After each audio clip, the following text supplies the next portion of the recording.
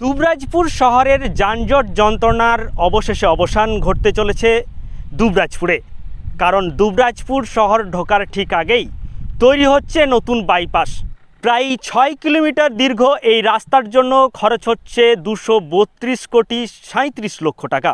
জানা যাচ্ছে দুবরাজপুর শহরের মধ্য দিয়ে এতদিন যাতায়াত করত ভারী যান চলাচল গাড়ি, ছোট গাড়ি থেকে শুরু করে 10 চাকা থেকে শুরু করে বাস, সমস্তই গাড়ি এই দুবরাজপুর শহরের মধ্য দিয়ে যেত, যার ফলে নিত্যদিন যানজট লেগেই থাকতো। অবশেষে সেই যানজট থেকে মুক্তি পেতে চলেছে দুবরাজপুর শহরবাসী। ইতিমধ্যেই এই জাতীয় সড়ক নির্মাণের কাজ বা এই 4 লেন বাইপাস তৈরির কাজ শুরু করেছে জাতীয় সড়ক কর্তৃপক্ষ।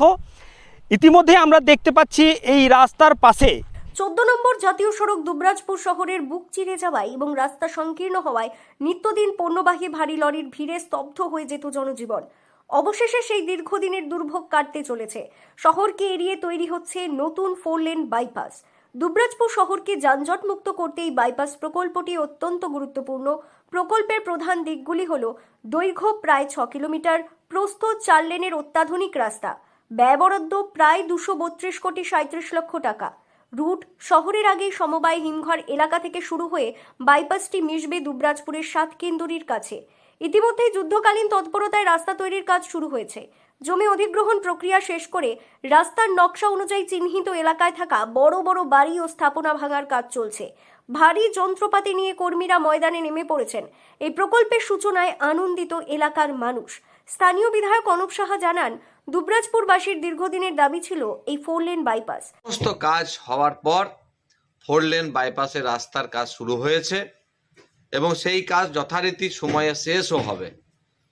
এলাকার মানুষের দীর্ঘদিনের দাবি পূরণ হচ্ছে। এলাকার মানুষের যোগাযোগ ব্যবস্থাতে যেমন সুবিধা হবে, ব্যবসার ক্ষেত্রে বা বহু দূর দূরান্ত থেকে মানুষরা যাতায়াত করার জন্য এই 4 লেন রাস্তাটাকে তারা ব্যবহার করবেন।